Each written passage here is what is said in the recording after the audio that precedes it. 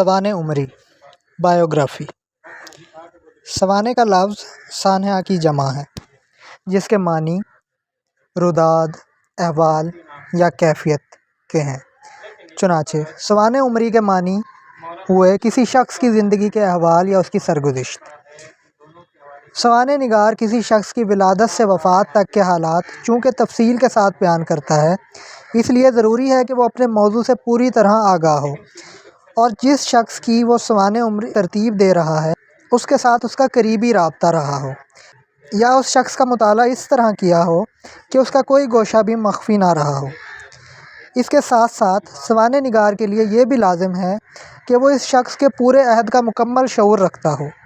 کوئی بھی شخص خواہ وہ کتنا ہی کادابر اور عام سماجی و معاشرتی سطح سے کتنا ہی بلند کیوں نہ ہو، اسی ماحول کا پروردہ ہوتا ہے جس میں اس نے اپنی زندگی بتائی ہو اور اسے قدم قدم پر اپنے ہی لوگوں سے واسطہ پڑتا ہے۔ اس لیے سوانح نگاروں کو چاہیے کہ وہ اس معاشرے کی تہذیبی اور فکری سطح سے مکمل آگاہ ہوں، وگرنہ زیر ترتیب سوانح عمری سے انصاف نہیں کر سکے گا۔ ان تمام عوامل کے اظہار کے لیے حسب حال، سادہ و دلکش مگر پرکشش زبان اور دل آویز اسلوب بیاں اور موضوع اور منطقی ترتیب سوانح عمری میں ادبی شان پیدا کر دیتی ہے، جس کی بنا پر اس شخص کا نام بھی زندہ و جاوید ہو جاتا ہے جس کی سوانح عمری لکھی گئی ہے، اور سوانح نگار بھی اس حوالے سے پہچان بن جاتا ہے۔ ہر چند قدیم تذکروں میں کچھ شعراء کے مختصر حالات مل جاتے ہیں، تاہم اردو میں سب سے پہلے مولانا حالی نے باقاعدہ طور پر سوانح عمری لکھی۔ حیات سعدی 1883 اردو کی سب سے پہلی سوانح عمری ہے۔ مولانا حالی نے یادگار غالب 1897 میں لکھی جو ان کے استاد محترم مرزا غالب کی یادگار سوانح عمری ہے، اور حیات جاوید 1901 ان کے مربی و محسن سر سید احمد خان کی سوانح عمری ہے، جس میں سر سید احمد خان کے احوال و آثار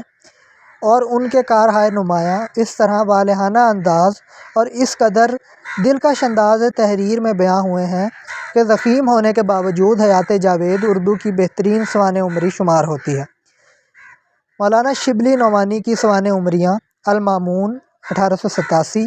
سیرت النعمان 1890، الفاروق 1899 اور الغزالی 1902 بھی اردو کی سوانح عمریوں کے ذخیرے میں قیمتی سرمایہ ہیں۔